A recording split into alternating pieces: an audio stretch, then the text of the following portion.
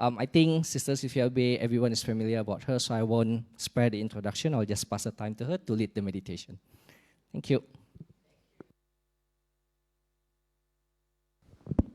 Okay. Okay, we're going to do meditation for a short, we'll do a short sitting. I won't call it meditation, short sitting. First, I want to invite everyone to spread out. Spread out. You can cover up this path. We don't need the middle path here. Actually, no, this is middle way. You can spread out. I think you'll be more comfortable if you're not breathing into someone's hair. Come, be comfortable. At the back, there are 2 spots you can lean against the cupboard if you want to. Okay? Now, I see many new faces today. Huh? How many of you are like here for the first time? If you don't mind. Lovely. Welcome, welcome. 欢迎光临. Oh, very nice. Okay, lights off. We're going to do a little bit of sitting. We're going to relax, okay? All the lights off. Don't worry, it's just a 5-10 minute sitting. I will guide you along. First, I'd like you all to relax. The lights there?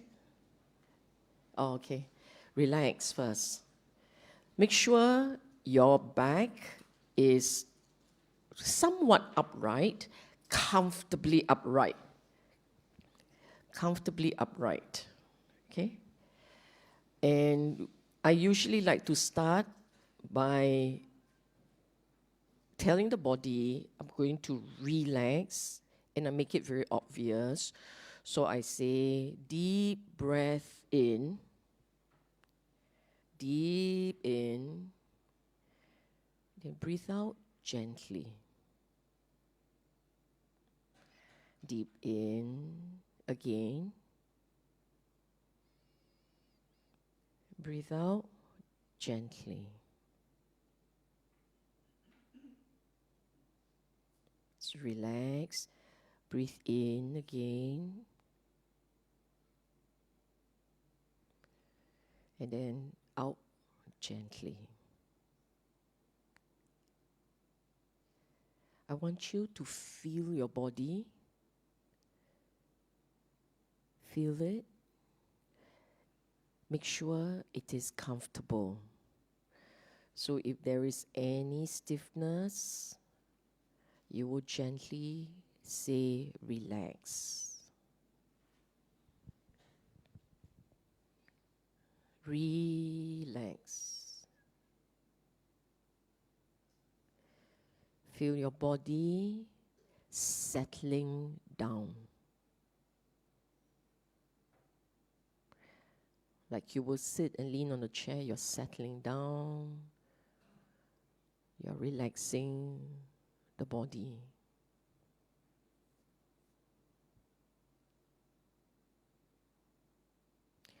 Today we will do a little bit of metta. We will start the metta sitting with a recollection of our blessings. We are so fortunate this life. So fortunate. Born a human with the capacity to understand.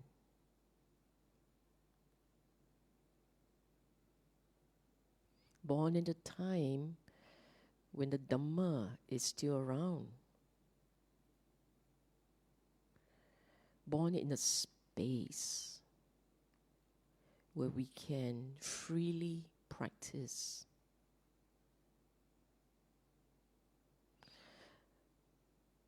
Born in a community of caring people, wise, morally upright, caring people.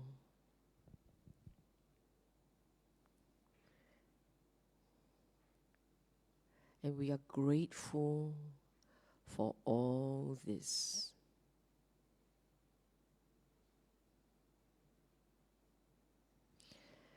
In your gratitude, brings a little joy, just a little bit. This little joy you feel from recalling the blessings that we have. This little joy, you tell yourself, I am blessed. I can feel this joy. I am blessed.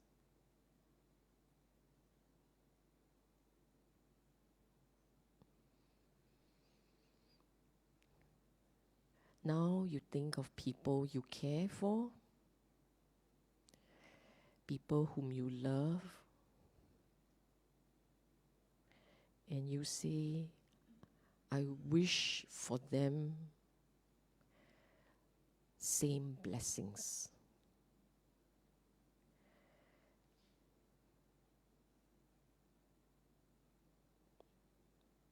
You feel the joy and you say, the people I love, may you also one day feel this deep joy I'm feeling.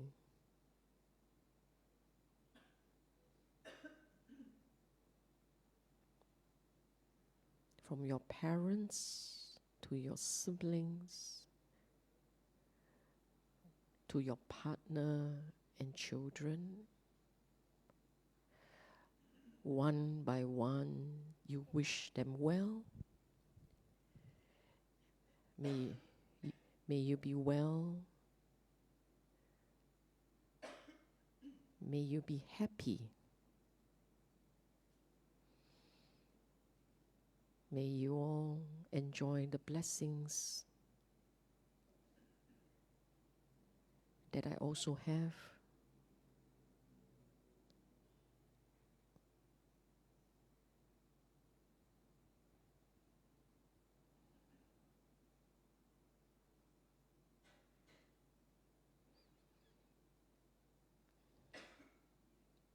Finally, you will wish all beings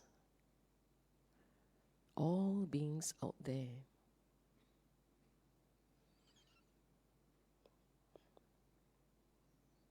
the general, deep sense of well wishes to all beings in the world, in all dimensions. May you all be well and happy.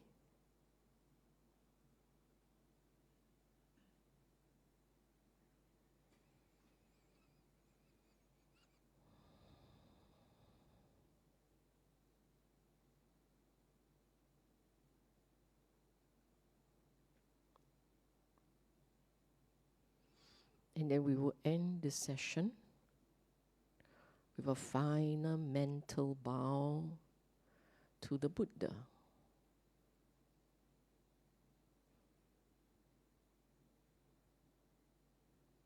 To the Dhamma and to the Sangha.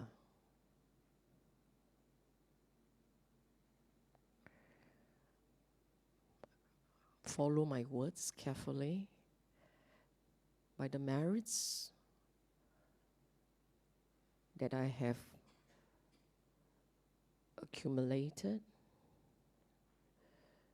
may these merits bring me back to the Dhamma.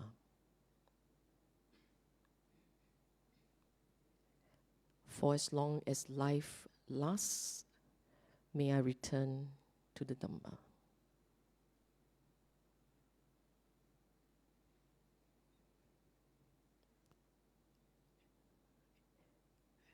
Now you can rouse your body gently, deepen your breathing,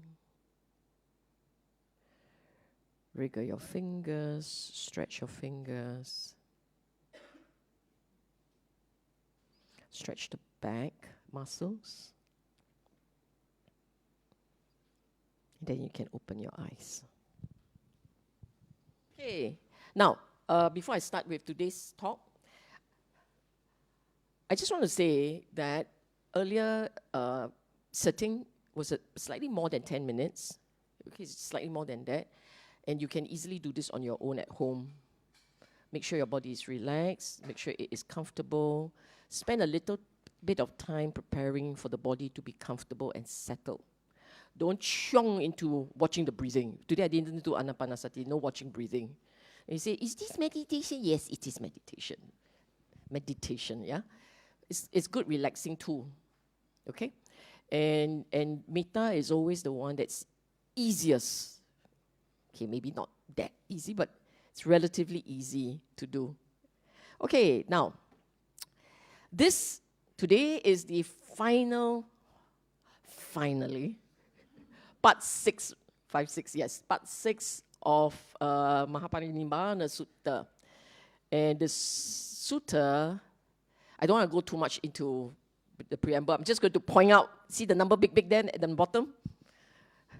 It's the end of a 6-week-long journey. We all went to India and back, and we're still at this, still at Mahaparinibbana. Okay, now, today's session is conducted a little differently. If you have been following the earlier sessions, I went into the sutta almost line by line, or at least key segments were thoroughly explored, thoroughly discussed. But today is different. Today, I'm not doing verbatim, mainly because within today's words, there isn't a critical Dhamma learning point. So when there is a Dhamma learning point, I want to settle there and explore it a bit. But today is storytelling. And then, so I was looking at it when I was preparing for this class. I was asking myself, like that, how, Storytelling, you all can read on your own, ma. You don't need me to come here, spend one Sunday, barking at you. Then I decided, I think an interesting start point is to do comparison study. Because Sutta Central, if you have not explored suttacentral.com, if you have not explored that, you should. If you're very serious about learning the Dhamma properly, go check out Sutta Central. It's S-U-T-T-A Central, okay? And why? Because there you can find a huge collection of the Buddha's teachings in different languages. You speak Russian, it's also there, okay? Of course you don't, but if you do, I'm just telling you, it's also there. So Mandarin for sure, it's a huge collection. And not just the Pali Canon, they also have available collections from other schools. And for Mahaparinibbana Sutta, there are two. One is the Pali Canon, DN16, Digha Nikaya 16, long saying. Digha is like deep, long, big, long. Okay, but there is another one called Digha Agama from another school, Dhammaguptaka school.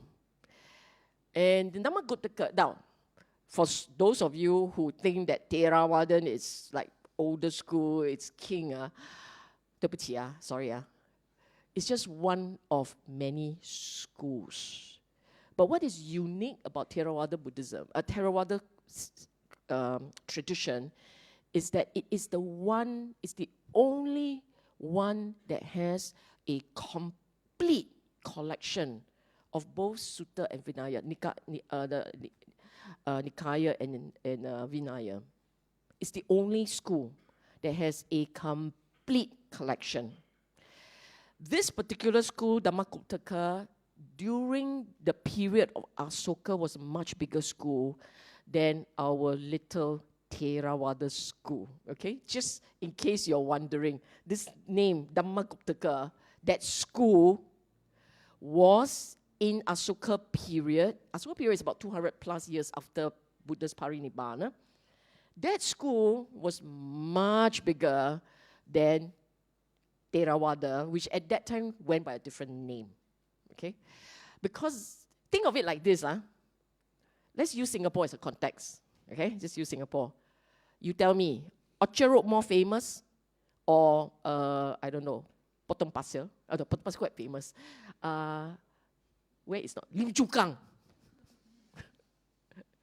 Orchard Road is where activities happen, right? And Lim Chu Kang is where activities no longer happen. Okay, ma? So this, your Theravada went to Sri Lanka. So it's outlier, it's way out there. Whereas these guys are all in the central area. They are the big players. Okay, don't see them no up.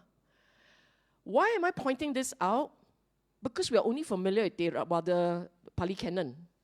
We are not familiar with the other schools teaching whatever is left. So today, I will show you a sample, give you a sense, a taste of what they do, what's captured there. Okay? It will be fun. It was fun for me when I was going through it. Okay. Another point is we look at DN16, Digha Nikaya 16, as an eyewitness account of what happened in the last year of the Buddha's life, and towards the end, the last 24 hours, last couple of days, a lot of detail. The point is, it's eyewitness account. There were all these Sangha members who were present, and they experienced that momentous period, that momentous event. And when they came together, they shared with each other what they witnessed, and that eventually became this sutta, Mahaparinibbana Sutta. Now, if it's an eyewitness account faithfully recorded, the differences should not be significant. Correct? Hello? I just want the audience to know that we have like maybe 70, 100 people here, but very silent. Say something lah. Right? I mean, you will expect similarity lah. Some similarity. And indeed, the two sutta will show you there are considerable overlaps. Very, very, very similar. But there are also differences. And in the differences, we have to ask ourselves why. Some parts are quite significant, especially for today's class. I didn't do comparison study for throughout, only today. And in today's class alone, you can see there are differences, and they are fascinating differences, okay? So, today's class, this last segment, it covers three themes. Three themes today. It covers the funeral event itself, but the more important bit, the funeral event is just like that lah. I mean, like that, okay? But the significant one is part 2, and for some people, part 3, the third theme. The emergence of Mahakassapa as an unofficial leader of the Sangha. And we know it happened because at least these two schools capture it very clearly, okay? And why we today get so fascinated and deeply engrossed and involved with relic worshipping also came from this period. It is that far back. So that's on the left. You see all the right numbers. If you had attended all the earlier Mahaparinibbana sessions, you will notice that I was going by the numbers, the segments. So funeral event, going by Digha Nikaya 16, it is covered as number 37, the rites of venerating the Buddhist. This is not my words. I would never have called it corpse. Okay?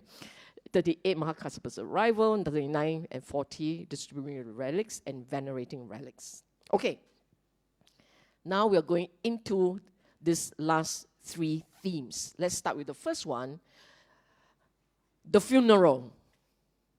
Okay? And the funeral, the first thing that was utterly fascinating, you recall the last time we read about how they were wailing and rolling on the floor in grand, dramatic Bollywood style, right? They were crying and they were rolling on the floor, and if there were coconut trees, they'd be dancing around it. Okay, maybe today is the dancing. But the last time they were crying, they were wailing, they were beating their breasts, wailing, right? Then today, the funeral, they are dancing. No, both suttas say that. Sorry, both the canon and the agama said that. So obviously that happened. They were having a very festive occasion with singing, music, and dancing, seriously. May have composed songs for the Buddha already at that point. So this one we know it happened. Okay? It was like a celebration of his life. And you must understand, he passed on. His Parinibbana happened. Within 24 hours, they start dancing. This happened within 24 hours. Because both the Agama and the canon said that. And which is fascinating, isn't it? How fast did they organize themselves to do this? Okay? And we also know, remember that Ananda asked the Buddha in the previous class, Ananda asked the Buddha, what should we do with the body? And then the Buddha told Ananda, have it treated like you would treat the royalty. This wheel-turning monarch, the idea here is the king of kings. So treat the body in this way. Which meant, because it's captured in both, that happened. Okay? The minute details are a bit different, but it happened. Then the third one, which is significant, because actually, when the body, when the person passes on, and you get rid of the body within the day. That I've done quite a bit of research on this. It appears that that's the practice, that they will pass it on in the morning, burn at night. But they kept it for a week. And if you read the canon, to me, it seems to imply, if you read the canon story, it's incomplete. It seems to imply that they kept forgetting to burn the body, which is not possible, right? They dance. Oh, late already cannot burn body. Then dance. Oh, late already cannot burn body. It cannot be.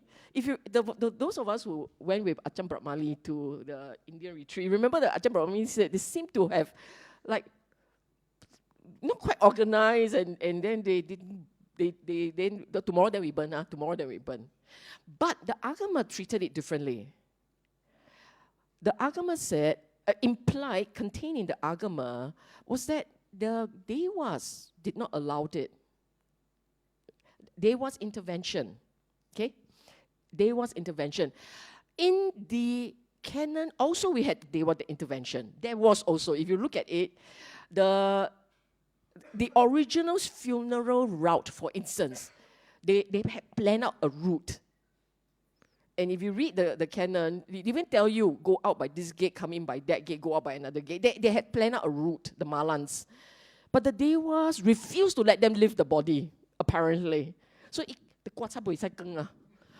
cannot carry the body. It got stuck. And then they were like, why is it stuck? And then they asked, and then the Sangha who could see said, oh, the Devas put their thumb there, you cannot lift it. But why are they doing that? Because they want it to be handled, to be taking a different route. Don't ask me why, okay? Canon didn't explain why. They just do as it was instructed. But in the Agama, in the Agama, also they had a funeral procession. There wasn't this thing about which route to take, but they took a different route, okay? So the route itself doesn't matter lah. It's like someone forgot which map lah. But what is interesting is, in the Agama also same thing. They cannot light the fire. Like, set it up, yes, very nice burning, then blow out. And they were told by the Sangha, by the monk, again, a monk who can see, that the Devas didn't want the body to burn yet. And why? They were all waiting for Mahakassapa. Okay? They were all, the Devas prevented the Malans from lighting because they wanted Mahakassapa. In the canon also, but it was on the funeral day, they wanted to light. And they couldn't light, and they were told they was wanted Mahakassapa to pay his respect first. Okay? So what therefore is consistent, there was dancing and singing. They had a very elaborate funeral. They had all kinds of all kinds of things done for the body. They kept the body for a week. All this is consistent. And Mahakassapa was a key player right from the start. He wasn't there. They had to wait for him. Okay? That's it. About the funeral, that's it. Only one slide. Now comes Mahakassapa. Mahakassapa one, very interesting. First, this is consistent. He wasn't there. He was in Pava. Also consistent.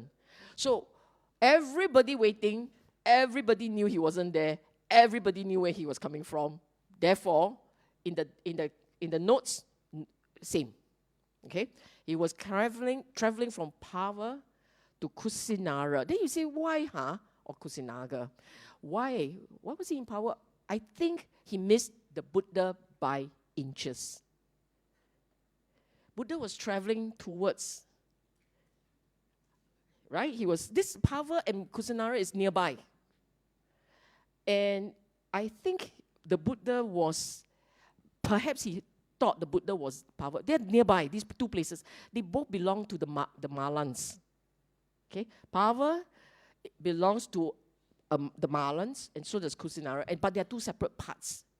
He might have either landed up in the wrong place or he missed the Buddha by inches, but he was traveling with a whole bunch of fellas racing towards the Buddha.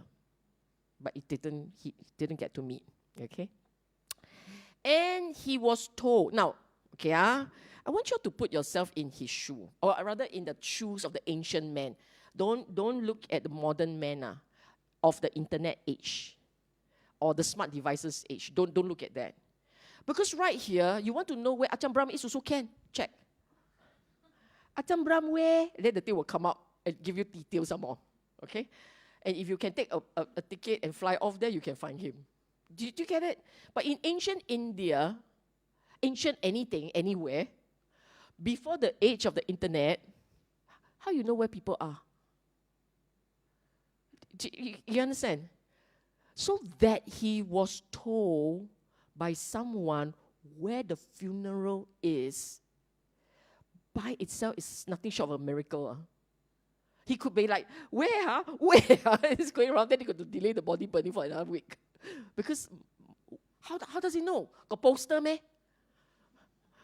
Got no poster saying that Buddha's there, his body is there. There's no poster, no nothing. How did he know where to go? So this part, people, sometimes we the modern men forget to think about this. So this conversation, everyone knew someone told him, but they got the name different. Which is, they got the name and the sect wrong.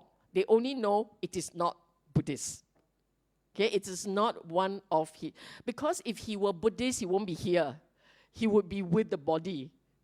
Right? You come and you attend, then you spend 1 week dancing, then, going to bed already, bye-bye, go home. It won't happen, right? You'll be there. So it has to be people. And why would people know about the Buddha's Parinibbana? Because he was a famous celebrity. You don't realize it. He got fan club one. Okay? he was a celebrity. The Buddha was a celebrity. Because you know from suttas that every time he visit a place, a whole bunch of people will converge to look out for him, to go and visit him, pay courtesy call, and ask for teaching. Okay?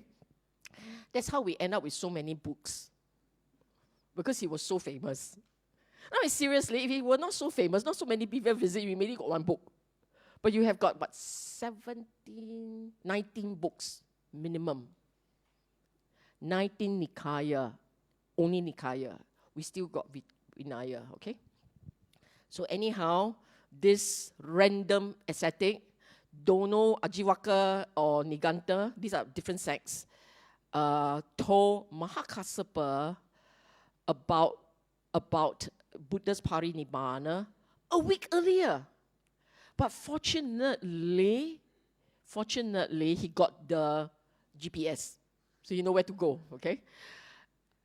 In the canon, he said nothing. He was told the information, full stop. But in the Agama, they had the words, he was depressed and unhappy. It was very strange, okay? But many in his entourage started rolling around and whirling and beating their breasts, and he was like, what are you all doing? Because there are many kinds of monks, ma. And those who are not enlightened, haven't entered stream, know nothing, they will be distraught. And why are they distraught? Apart from a personal relationship. Hey, guys, you must remember, they left their home. They shaved their head, left their home to join his order. Okay? This kind of words, they say it very bluntly, very clinically, but you put yourself in their shoes. You join a space. You go to Jhana Grove. You ordain in Jhana Grove. And then this kind of thing happen. You'll be distraught.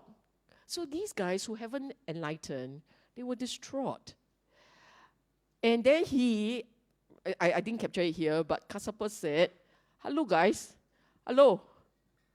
Hasn't the Buddha taught us all about the impermanence and the mortality of life? What is wrong with you? Okay, he did say it quite like that, but the idea is, what is wrong with you? Okay, yeah, that was all captured in both sides. Came the next one. This is significant. Okay? We used to wonder, is this part accurate? Meaning, someone said, Buddha gone already, very good, now we can do whatever we want. Was that part accurate? And because it appeared in both the canon and the Agama, it is obviously Jun. Something happened. The name is different. In the canon, it was a monk, Subhadda. In the Agama, it was a Sakyan. The shock factor is there. Whether it's a Sakyan by this name, Upananda, or it's a monk, Subhadda, the point is nobody remember exactly who said it. Everybody remembers someone did. So that's why it ended up with a slightly different name. Someone said, Buddha gone already, very good. We can move on. Literally, we can do whatever we want. Because there is no one to tell us what is right, what is wrong, what should be done, what should not be done. Okay? And Kassapa, I choose my words usually carefully. I said here, Canon Agama seem to imply that Mahakassapa was present when this guy spoke like this. Okay? Why so? Because in the canon, it said this guy say all these things. Then Mahakassapa said, we should get going, let's go look for the Buddha. No comment about his reaction. But we have all, in the course of those of you who are learning the Dhamma and learning the history, you might have heard of people saying, teachers saying that Mahakassapa would have been disturbed by such a comment, and that's why he took such a lead role in bringing about the first Buddhist council, right? You would have heard that. But if you look at the canon, which is usually my first go-to place initially, I always wondered, where did he say that? Where did he say that? But in the Agama, he said it very clearly. He was depressed and unhappy. It's got like one default reaction. Right? And then he told people, and I'm going to show you. I didn't capture it. Okay, never mind. But subsequently, I did capture in another slide what exactly happened. Okay. The reason why this slide follows is because of the next slide. Okay, I want to show you that when Mahakarsapa basically say, okay guys, let's get going. Okay, previously he heard the thing, there was no reaction, and he merely told them, let's get going. So no reaction, okay? And then came this point. Following that is, then Mahakarsapa arrived at the Malian shrine at Kusinara, approached the funeral pyre, arranging his robe over one shoulder, raising his joint palms Anjali, bow his head, and all the monks with him bow their heads, and the funeral pyre burst into flames by itself. The Dewa did it. Okay? This is the canon's account. But look at this one, the Agama's account. So the Agama, when they heard what he said is that guy, that Sakyan guy, when they heard what the Sakyan guy said, no, sorry. Mahakarsapa, sorry, rewind. Mahakarsapa, after he heard that guy, he was unhappy and depressed, and then he told them, let's get going. So when they heard what Mahakarsapa said, let's get going, they rose and they followed, and he went towards Kusinagara. They crossed that river, Naranjana River, arrived at the cremation site. Then Kassapa went up to Ananda. They bowed to each other, wide to each other, and he said, we would like to see the remains before he is cremated. Would it be possible? Ananda replied, he hasn't been cremated yet, but it's difficult because they go and bundle him with 500 layers of cloth, right? Buddha's body has been bathed, has been wrapped up, they bundled up, put in the coffin. So the details are here. Canon has no details. This was Canon's account. That's all. Lai liao, bao, bun. That was Canon's account. But Agama was so fascinating. Got details. 500 cloth, placed in the coffin, in the iron coffin. But this is exactly what the Buddha said, right? Wrapped it in 500 layers, put it in one coffin, put it in another coffin. This is Chuna. Then they layer sandalwood. Difficult to view, very difficult. And then Kassapa said, Kassapa made his request 3 times. Ananda said no. Okay? Kassapa made his request 3 times. Ananda said no. Then Kassapa like, Beokin, I go. So he went. So I don't know what happened here. In some magical novels, they will tell you the Devas made it possible. We don't know. The fact is, he went ahead and went to bow to the Buddha's body. He went to touch it. If this is Chuna, he would have lifted the body out, unraveled 500 layers to see the body. Okay? Then he got a shock because the feet was dark color, not golden. So he asked, but this body is golden, why the feet has changed color? The feet is supposed to have changed color, dark color. Ananda replied, there was an elderly mother earlier lamenting, and she touched the Buddha's feet with her hand, and her tears were on them, and that's the reason why they changed color. And Kassapa even more unhappy now. But never mind, now's not the time to pick a fight with you. Go and bow. And then the feet disappear. So here implies that it was the Dewa who did the trick. Kassapa didn't go and pull it out. Okay? It's just implied. Okay, now I ask you, so what? Why do we sit through this lesson exploring details? So what? So when you're reading the suttas, when you're reading stories, it is good to, when you're finished reading, take one step back and ask yourself, so what is the significance of this? Why is this interesting? What should I remember of this? Number one. See, this one is in a public talk, so people won't answer my question. I don't know why. But in the DFC class, they will be fighting to answer question. Okay. Does the exchange say something? Does it say anything? I got a lot of time. Now you think about it. When you read it, when you were going through it earlier, what was your first instinct? When you read it, was there something between these two men? I gave up waiting. Was there something between these two? Was there? We don't know. But it makes you wonder. Was it a case of very different? Because we know Mahakassapa personality is very different from Ananda. They are really very different, diametrical opposite. If you were looking at modern day leadership theory, okay, and because these are Sangha leaders, right? And you have, essentially what makes a leader, I'll give you the answer, cannot wait for a reply. What makes a leader? Two parts, just two parts.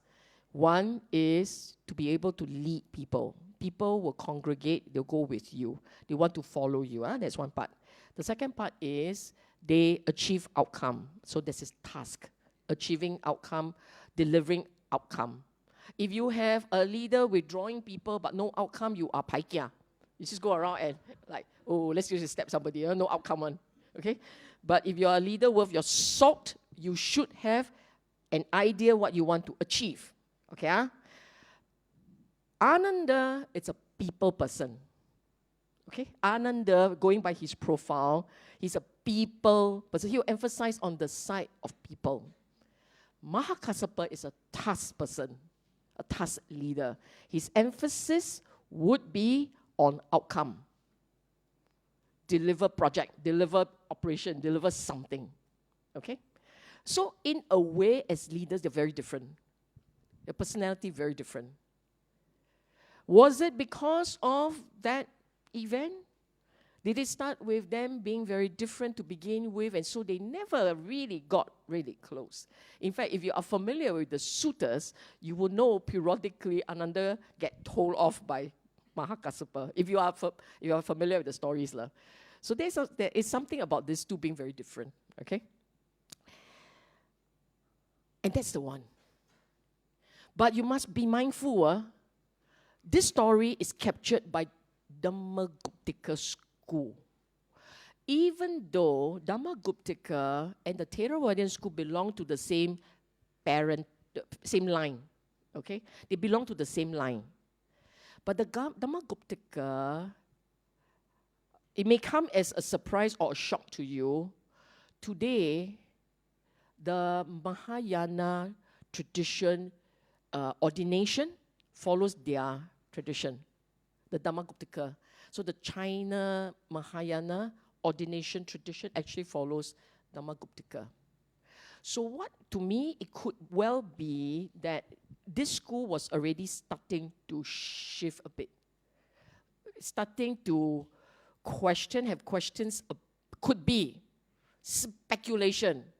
Don't go out and sisters say they are changing. Could be an indication of the leaning of the school. That this school was already questioning the enlightenment of an arahant. And what does that mean? Could be. Okay?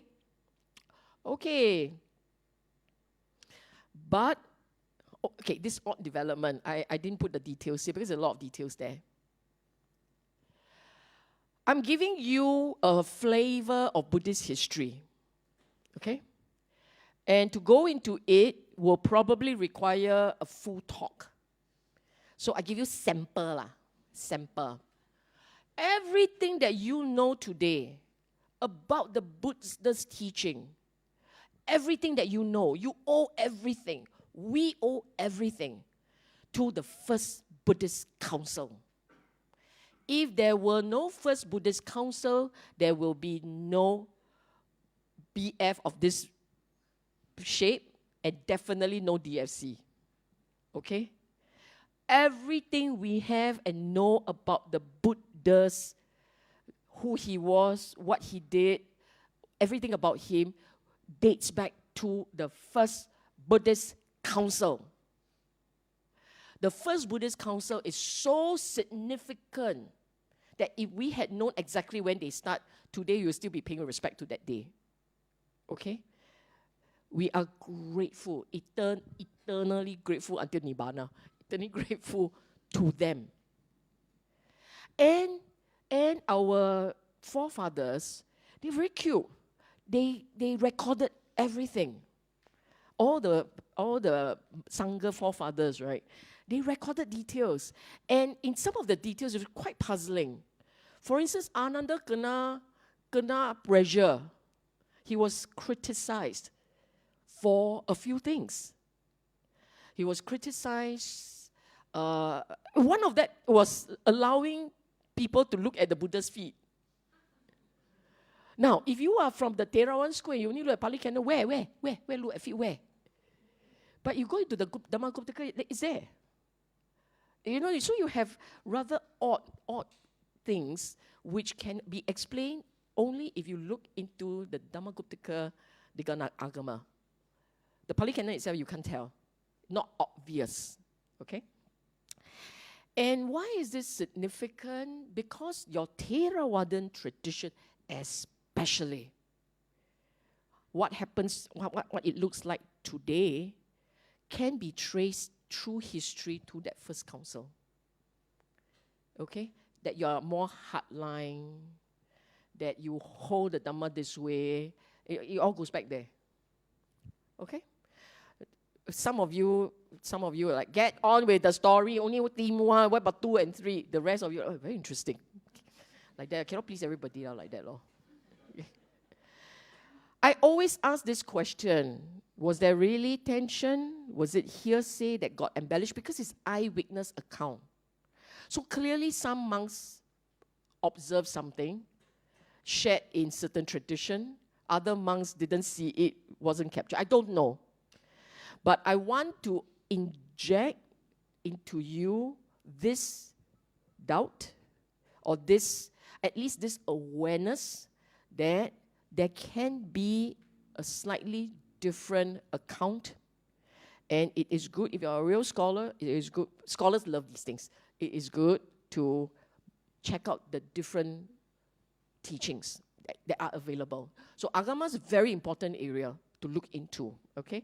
In fact, there are monks today, including Bhikkhu Bodhi, but the one who is, I know for a fact that he's very big on this, is Ajahn Analeo, Bhikkhu Analeo, who really go into the Chinese translation. But agamas are originally in Chinese.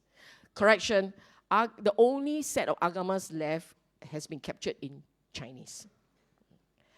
There are some bits and pieces in other languages, but the Chinese has the biggest. In Chinese, it has the most. It's the largest collection. Okay.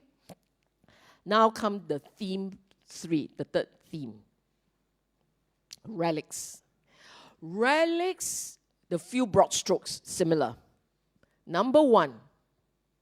Interestingly, number 1. Thus, as soon as they heard that the Buddha was gone and that they cremated and has relics, 7 others, so all in all 8 claimants came barking, rattling the gates. 7 others came rattling the gates, asking for a share, and the names are the same. Ajatasattu Magadha, Lichavis of Vaishali, Sakyans of Kapilawatu. Sakyans, you know, his family. Bullies of Alakamas, Kakapa, this is why I don't know them. Koliyan of Ramagama. Koliyans are also from the Buddha's family. The Buddha's mother are the Koreans. Okay, this Brahmin, 𝑢𝑡𝑡𝑎 and the Malas. So the Malas get two groups, Malas of Kusinaga and Malas of Pava. The other thing that is confirmed, for sure it happened, war was inevitable. Everybody was going to fight. But if you read the canon version, boring. I mean, I call it bland and clinical, but boring lah. But you read, but even the boring version has this. The moment the cremation was over, the Malas scoop up everything and put it into a cage of spear, surrounded with a buttress of bows, and basically they were going to fight. And they said, Buddha was fully quenched. They recognized the significance. We're not going to give away one share. Okay? So they know that Buddha was significant. I kept telling you, Buddha's celebrity monk. Then you all giggle and laugh, right? He's the Taylor Swift, right? He's celebrity monk. So people will fight for relics. I don't know whether people will fight for relics elsewhere, but this one, they will fight for his relic. And these are major states fighting for it, okay? And lo and behold, demands came, but again, very bland. 𝑎⁻𝑡𝑎. Oh, this is a sample. This is not the full thing. Every one of the 7 sent something like this. And they will say, they heard that this happened, they sent an envoy, then all their arguments are very weird one. Buddha, aristocrat, I want to share. Then the other one says, Buddha was our relative, we want to share. And then I said, Buddha was an aristocrat, and so are we want to share. And then you have this one that says, Buddha, I'm a Brahmin, I want to share. So he doesn't even say, like, Buddha was an aristocrat, but I'm a Brahmin, I don't care, I want to share. No, it's very cute. Just look at it. It's very cute. Okay. And after we are able to take his relic, we're going to build a monument, and we are going to do a memorial service. So that was the idea. And then you look at the canon account to the response. Buddha is our village. We're not giving a share. Okay. All these guys say we want to share, and he said no, we're not giving a share. Then Dona, I want you to read this carefully.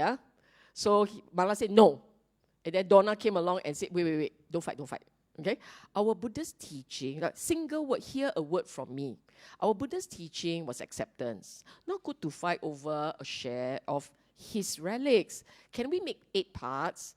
And then we rejoice in unity and harmony. And then we can mourning far and wide. And everybody can go to the Buddha's relics in faith. Then all these fighter corps, all of them went, okay lah. And then they divided. No, this is captured as is. I didn't cut. I didn't include.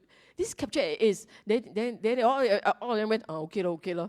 Then he said, okay. Then I'll do it. Then okay lah. Then after do already, he said, can I give me the urn? Okay lah. So everybody very agreeable in the canon. Okay, no blood and glory. No lah, gore. Okay, but you look at Agama's account. Agama's account has no cage of spears. But you look at what happened. They all back it with war machinery, okay?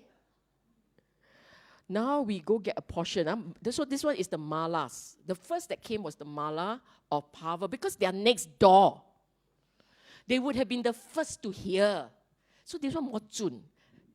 The other one not as Jun. The other one like 𝑎⁻𝑡𝑎, not so Jun. This one is more Jun. It's next door. Say, they Mahaparinibbana there, we ought to go get a share. Ours was his homeland. Then you say, homeland? Why? Because Kapilavastu is nearby. So they basically just claim the whole land as Kakinang. We're all Kakinang, all relatives. So ours is homeland. We built a shrine. Then they raised the army. They were going to fight. And the army, elephant and horse and chariot means war. It's not, I take out a parang and maybe some spear, then go next door and, hello, share. No, they brought forth Air Force, Navy, SAF, okay? They brought on the whole lot. But they sent an envoy first. So they marched there and sent an envoy. And they said, he's our teacher too, and dear to our hearts. We are here to request a portion of the bone. So in a way, the Agama's version more touching, isn't it? The teacher is dear to our heart. Not we are like him. We are aristocrat. He's aristocrat. We come and ask for a share. Okay, we request a portion, and we will build a shrine, and we will give offering. So this is the same. Ajatasattu, remember that guy, the big bully? You look at what he did.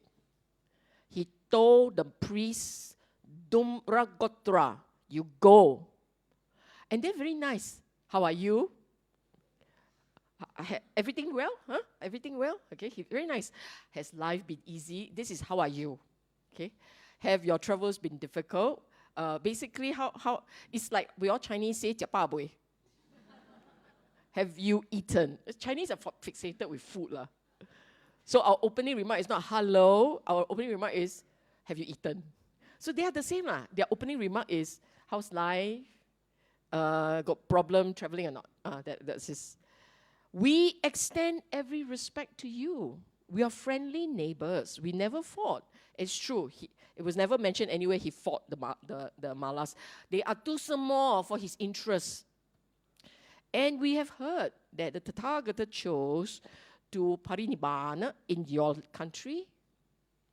And he was our whatever true deity. We have traveled far. We will then do what is necessary. If you give us, we will give you money.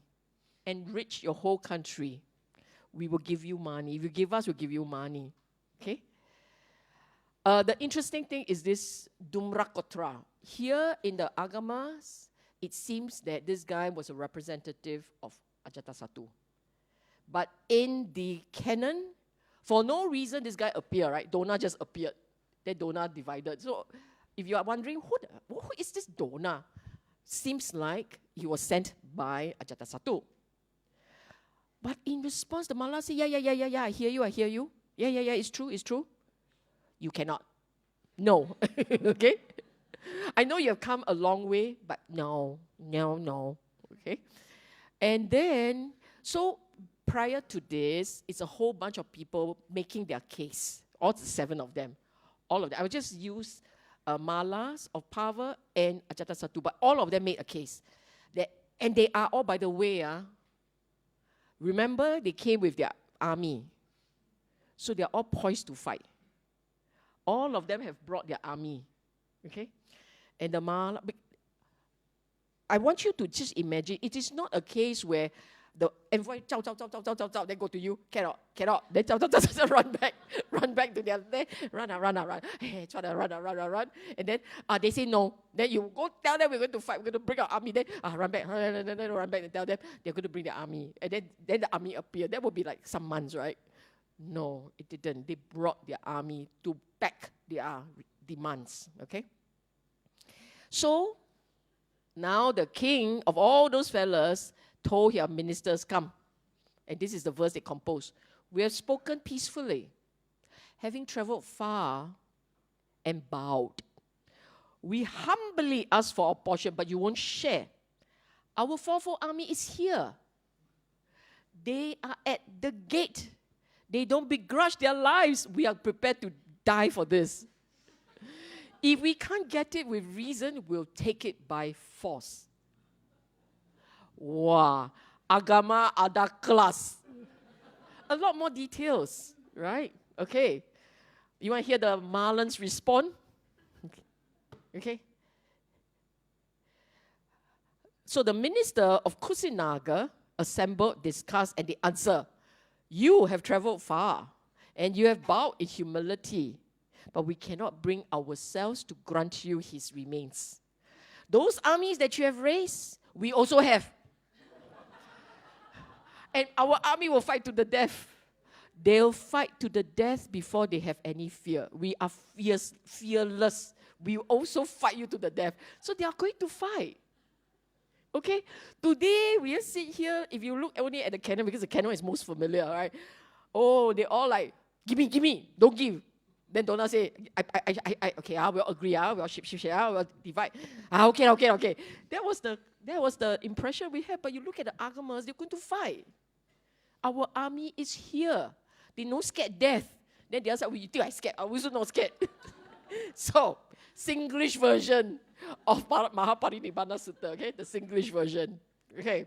I'm scared. I'm not scared. Yeah, okay, fine. Then, in the Agama, it was said that Dhumrakotra announced. So, the line in black is my observation. It was a religious figure, whether it's a Brahmin or a priest or whatever you call it. There's this guy who said, look, we have accepted the Buddha's instruction for so long. We recited the Dhamma. We followed our hearts on his teaching, right? Should we be fighting over the remains? And why don't we just divide? So, it says a little bit more, and it seems to imply that this is the guy who managed to mediate. He managed to, in other words, they are prepared to fight, but they would rather not fight. Otherwise, this won't work. They were prepared to fight, but they only want a share. So if the biggest loser will be Mala of the Kusinaga, if they hadn't given up those bits and pieces, right?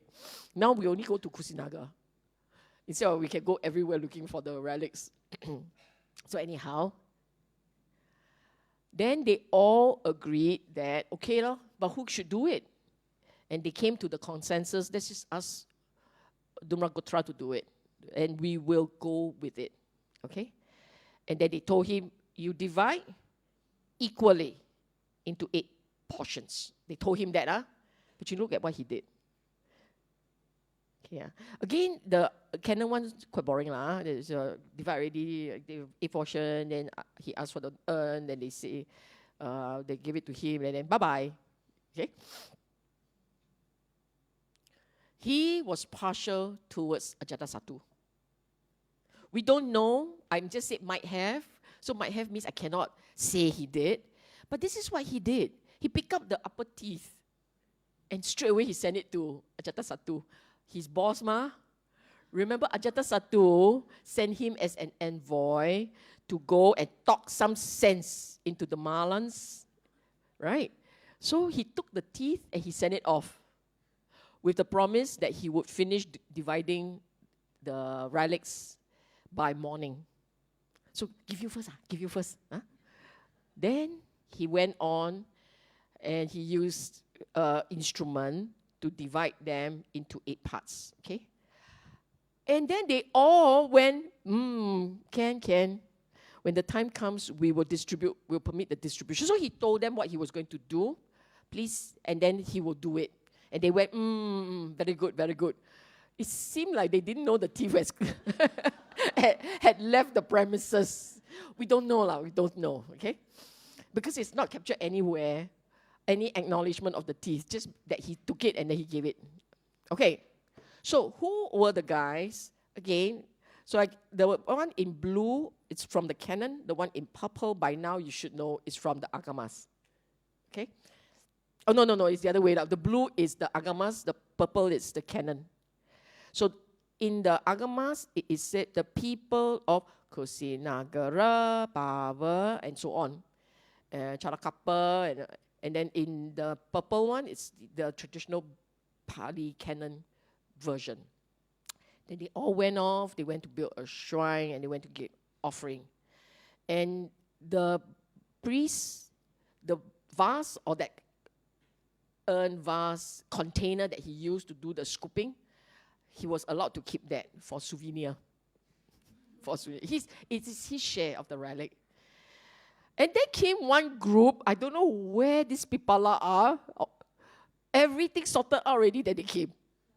And because both mentioned, they all remembered someone who came late. Okay? And this guy came and they said, sorry, distributed already, but got charcoal. So yeah, charcoal also we want, so they took the charcoal. Okay, embossed. Therefore, and in the Agamas it is said, at the time, 8 shrines were built for the Tathagata's remain, a 9th for the vase, a 10th for the charcoal, and the 11th from the hair from the Buddha's birth. Suddenly this line appears. There's no mention anywhere. And if it is hair from his birth, plenty of magic stories can be told there. Okay, that's the beginning of the magic stories, I believe. Okay? And there goes the end of 6 weeks of Mahaparinibbana Sutta. Okay? Question?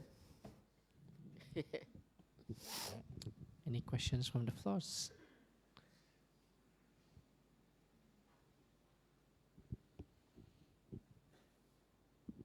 Thank you, sister, for the enlightening talk. So I got a few questions in my head. I try to keep it short because you know I'm very long-winded. Okay, quick one. Okay, so go back to the earlier part about this Ananda and Mahakassapa, right? He said that he wants to see the remains, right? So that portion there, I find a bit... My question is that, what is his intention for seeing the Buddha's remains? He knows he passed away. He rushes to pay respect to him. The canon don't say anything. He just go there, show respect and whatever, right? So it's kind of strange that he actually want to see the remains, as if he want to confirm.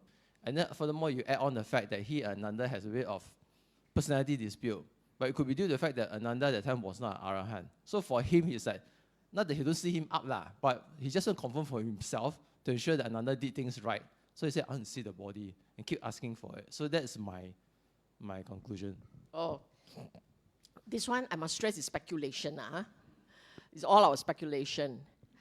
The reason why I am careful with the Dhammaguptaka's account, some parts of it I'm a bit careful, is because there is this pattern of implying that Mahakassapa was emotional. And from what we know, the Theravadian tradition is the Arahant has no... They have let go. They've put down all attachments. Whereas this one seems to imply attachment. You cannot be sad. You will not be emotional if you have if the attachment factor no longer arises in you. I repeat, if attachment as a mental state no longer arises in you, you will not feel emotionally affected.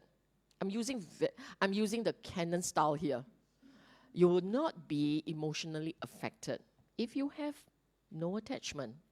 You think of the times when you cry, or when you were angry, or you were worried. It has to be towards something or someone that you care about, or you have strong views about, and you wanted an outcome in a certain way. If you got none of those, there will be no emotional attachment. Example, someone tripped out there, fall. Oh, poor thing, oh, poor thing. But the one, your son, your daughter, your father, your mother, oh, 911, 911. Do you understand what I'm saying? Ours is 911, 995. Wrong number. But you know what I mean, okay? If you are attached, then you are emotionally invested. If there is no attachment, your emotion will be balanced. You are not indifferent, but you are balanced, okay? You may not be balanced, but emotionally the angst won't be there. So the more attached, the more emotional you get. In this Agama account, Mahakassapa was emotional. To me, that was puzzling. But because it comes from this particular school, which by the time we get it, by the time we receive it, you don't even know how much of the Agama has shifted. What part has been added, we don't know. Okay? And because we don't know, we can't... I'm not sure whether we should put too much weight there. Then why you bring it up? Scholar ma, you must see everything lah. See it. you are entertained by it.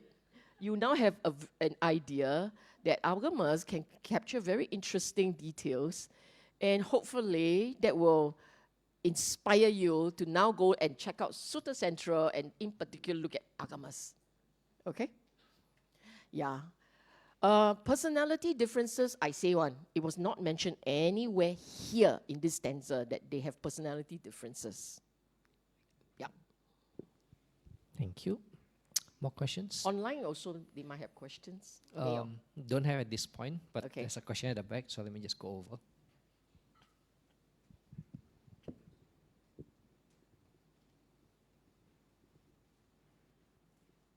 Today we'll end early. Like sometimes I can eat at 12. Hello, good morning. I forgot the name of the school that you mentioned, but you use it as an Orchard Road school, right? So Dhamma Dhamma. So is there anybody still practicing this school? They have the Vinaya ordination process. In the Mahayana China tradition uses Dhammaguptaka Vinaya ordination. So other than that, this school is gone from Gone. okay. Gone. But what And they are not even the biggest, by the way. One of the biggest schools that totally disappear is Sarvastivadin. Sarvastivadin, if they were around, in that time, this one is, I say Orchard Road, right? That one would have been New York City. They are big. Sarvastivadin was the biggest. And because the ones that spread upwards towards Central Asia, so these were the schools. So I don't know whether, today I don't have the map. Think of India like that, the diamond shape, right? Right, diamond shape. And northeast was where it started. Pataliputra was there. Because Asoka's time was when the Buddhist missions went out in an orchestrated, state-sponsored way. Before that, it was the individual with his bag, with his little bag, okay, little plastic bag. Then maybe no bag, even 3 ropes and 1 bowl, and they walk. Before that, that was how Dhamma spread. At the grassroots level, very one-on-one, you run across a monk that you deeply respect, you sit down, you listen, you may be then converted. During the Buddha's time, it was personalized dissemination. But in Asoka, why was Asoka so significant? Because under Asoka, it was state-sponsored. State-sponsored, resource-supported propagation exercise. It's like Operation Propagation. And so, therefore, they had armed guard to protect them. They went from town to town, looked after properly. They can go far, and they can go fast. So that's not the same. Asoka is significant that way. And Asoka went within his country, within his space, his empire, he handled it. He did the propagation himself. But outside of the country, the monks took the lead. Right? 9 missionary groups. And they went towards the borders. So outwards into northwest, Central Asia, downwards into Sri Lanka, further south into places where his empire hasn't conquered that space. It was all over.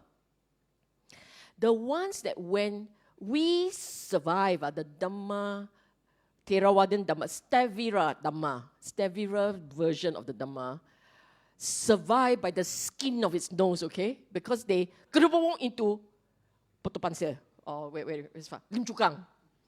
Because they went away from the center. They went into that remote space. Because they went to the remote space, they survived the literally burning down of Dhamma in mainland. Okay? Dhamma died in India. It died in Central Asia. They made it to the border of Tibet. to the, if you're facing Tibet, to the left of Tibet, all gone. Right? All those ginormous statues and all. Once upon a time, that was rich Buddhist communities. Rich, okay? But all gone. All the schools that went that way, all burned down, gone. So the Sarvastivadian, the Mula Sarvastivadian, the Dhammaguptaka, the Kassapia, and all these schools, all gone. What left? Theravada, hiding in Sri Lanka. Okay? We survived really by the skin of our nose. And this is where you thank Burma, Myanmar, and Thailand. You thank these two because for some strange reason, they have kings that wanted this version. So they send their emissaries over to Sri Lanka, pick up lock, stock, barrel, software, hardware, okay, drive and all, everything, went back, disseminated within their country. Then when Sri Lanka got into trouble, when Sri Lanka Dhamma shook, it was Southeast Asia that saved the day. Okay? Literally by the skin of your nose. And many times, modern time not likely to fall anymore lah. Because on internet everywhere ma.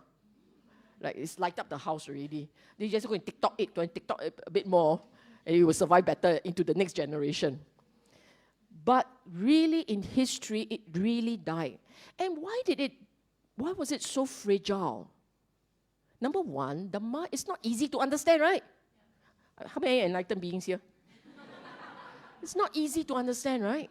For some of us, we spend an entire life looking for it and still mong cha cha. Right? It's not easy.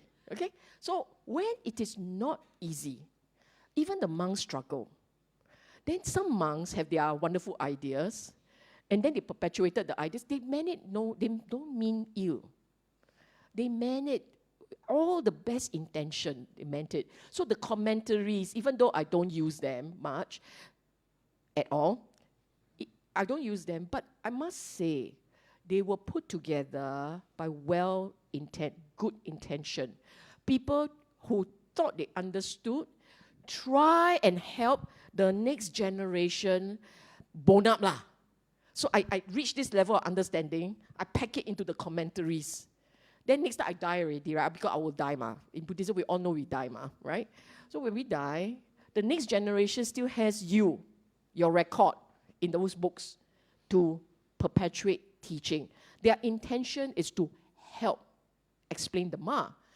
But the problem is when someone gets it wrong, you also perpetuate wrong. Unfortunately. But it's all good intention. Okay? And okay, so that's one set. It was tough, hard to understand, perpetuating all the wrong ones sometimes, and then it causes confusion. But the third one is us. I tell you why. Today, you want any sutta, any agama, then wow, you can have it in many devices. You can go anywhere, sit on MRT station, in, I don't know, red line somewhere, Vivocity, and you can read. You can do all these things. But there was a time for hundreds and hundreds and hundreds of years, millennium, Dhamma was in the libraries or the minds of monks. It wasn't translated. Then all of us, we are illiterate in Pali, right? Or in Sanskrit, right? We have no access. If I were born 100 years earlier, I have no access. No need. This period, I'm telling you, because I started my Dhamma search in 1992. For 10 years, we depended on Majjhima Nikaya, Digha Nikaya, until they're all falling apart. Okay? You don't have internet. You cannot find them. Or you can read the Pali Text Society version. First, they're very expensive, like very expensive. In 1992, to buy one of those books, $100 of 1992. Who can afford? I cannot afford. Maybe Jerry can, but I cannot lah. Sorry, son, you a bit. But my point is, it becomes inaccessible. And when it is not accessible, it will fade. When people die, Dhamma will fade. So it's a miracle for Dhamma to survive 2,500 years, relatively intact. We are living in the age of the Dhamma now, no? This is the period where you want it, you can find it. You can go around, you can listen to Dhamma talk from all kinds of monks, one of the greatest teachers. You got no time, never mind. Repeat broadcast tonight. Because it's so hard for us to remember. Never mind, we watch it many times. This is the age of learning, man. Don't TikTok your way to waste. Don't waste that. Very, very precious. So special. We rejoice in being alive to be able to do all this, isn't it? Oh? So we must not waste this time. Must take whatever time we have to enjoy the word of the Buddha. That page. That's the only thing he left for us. If you think about it, what is the legacy of the Buddha? His Dhamma. And they're all captured in all these digital prints everywhere. And that is his legacy for us. So we must enjoy it. Whatever that we can understand, cannot understand, never mind, move on. There are so many suttas. So actually, before this class, now I'm all the more going to do it this way. Before this class, because Eileen every month will come and, Sis Sylvia, it is time to give me a topic. We're all waiting for you. They are like, so difficult. Okay. I was thinking what I will do is introduce the Pali Canon over the next 1 year. We'll go book by book in certain segments, so select one. So I plan to introduce you to the Pali Canon and give you a sense of what is contained in there and why this is particularly fun. Like, Pali Canon fun? Yes, got easier one. Then after the class, hopefully you'll all go and buy up some of those suttas. Yeah, some of them are easy to read. Easier to read. Okay? So we're likely to start with Anguttara, go into Samyutta, then Majjhima, and finally Digha. Then we go into the Khuddaka, all the 15 books. Everyone get a sample for you to see. It'll be fun, right? Okay, I see you all again, It will start next month, February onwards. Okay? Okay, any other questions? Follow-up question. Since the more popular schools like the New York and the Orchard Road have died out, okay, how do we know that Theravada is the real deal? So because it is so difficult to follow it. Oh my God. I have no idea. Where are they no Arahant nowadays? You don't know if they are. Because there are still samples. So like Dirga Agama is likely to be from Dhammaguptaka school. Okay? Then there is another one called Ekuttaragama. And that one is likely to come from yet another school. I'm not sure. I cannot remember what school. Was it Southwest One? I don't know. I cannot remember. The scholars said it's likely to be from such a school based on their research and checks and because they know when Xuanzang went to collect they know where these guys went, and then they have to retrace their steps We know, and when the scholars compare the suttas line by line, there's quite a significant part that is similar. From those similarities, you know, the similar ones, compared against 3 schools, the similar ones quite chun. So like Mahasatipatthana Sutta, they have all 3 versions. And if you're interested, you go and buy the books by Analeo, who had done the comparison for you. See, our monks are so hardworking. They did all this research for us. It's wonderful. We just sit there and let's order today from our a la carte menu. Let's order Satipatthana Sutta. And then boom, it will come out with 3 versions. You can look at it. Okay, enough is accurate. it's consistent for you to say that all these parts are probably accurate. So that's point one. Point two, if you know your Dhamma, meaning you have gone through the literature and you have studied all the concepts, you will find they are consistent. I was able to teach a map of the Dhamma because it's consistent. Any random sutta you pull out, it will fit into this map. And the consistency gives us that confidence that we still have quite a bit of the Dhamma today. Okay? So that's point two. Point three, if it is consistent and if it is accurate, it will lead to an experiential outcome. So all of the practitioners here who have gone through the practice, having experienced what he said you will experience, you go, Buddha's best. Samma Sambuddha. Because the way he describes the mind, the way he describes the path, the practice, these are your milestones.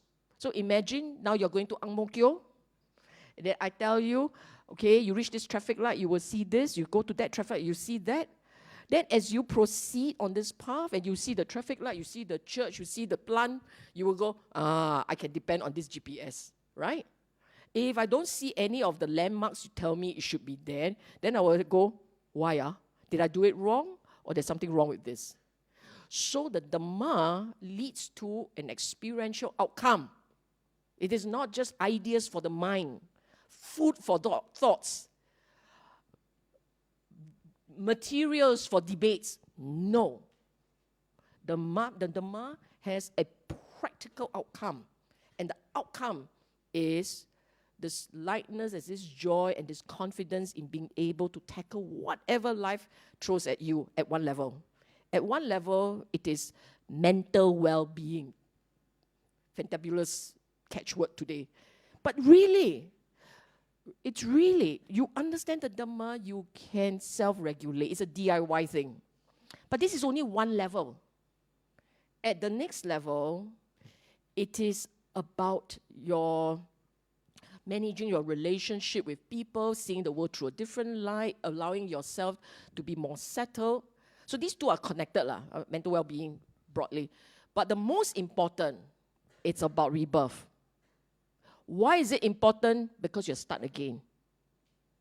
You will start again. All the problems that you had encountered in this life will start again. Then if you don't have this teaching, you have no way out. It's like going into the escape room with no clues. But now with the Dhamma and the right understanding, you go to the escape room with the map and the key. And all you need to do is just walk this so that you follow the map, you get to a door, then you open, the key works, and you continue. Okay? Okay. Any more? Any other questions before I go and read? There's one question from online, so just... Last question. Yep. Okay. No one? I'll just read the questions from online then. From Ng B. Lien, why is the Mahaparinibbana Sutta considered crucial for understanding the Buddha's final teaching? But you start from that premise that it's crucial for final teaching.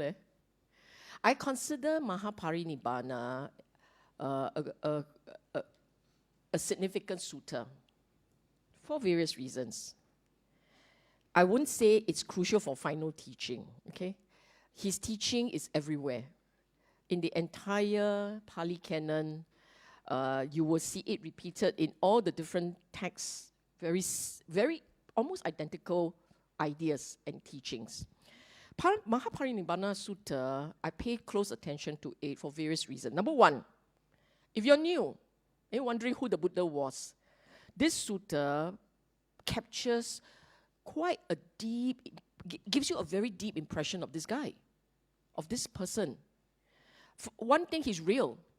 Look at all the challenges he went through and how he handled it. He's a role model for us.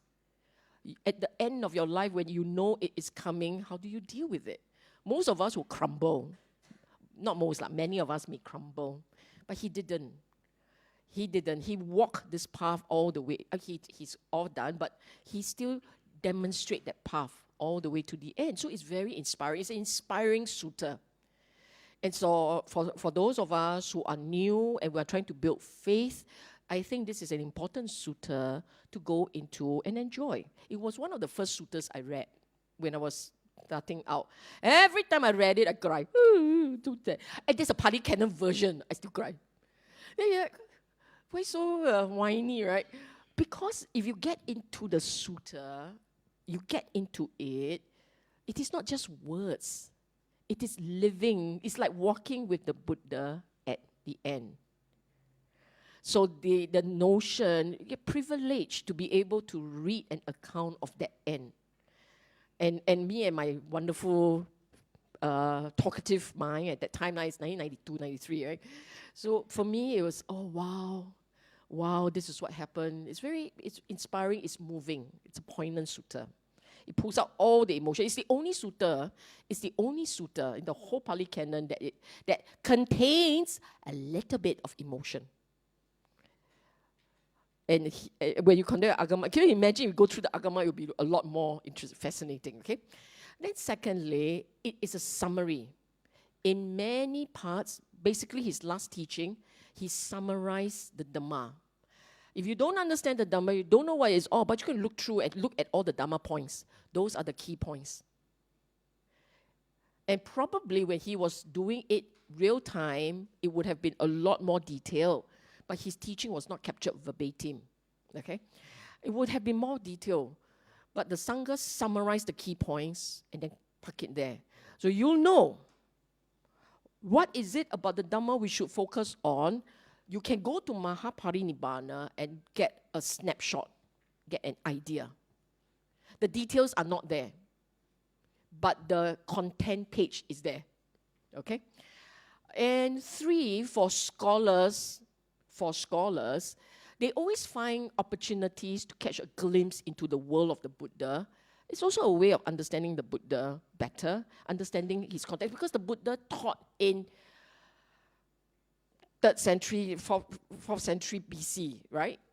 Not in 21st century Singapore.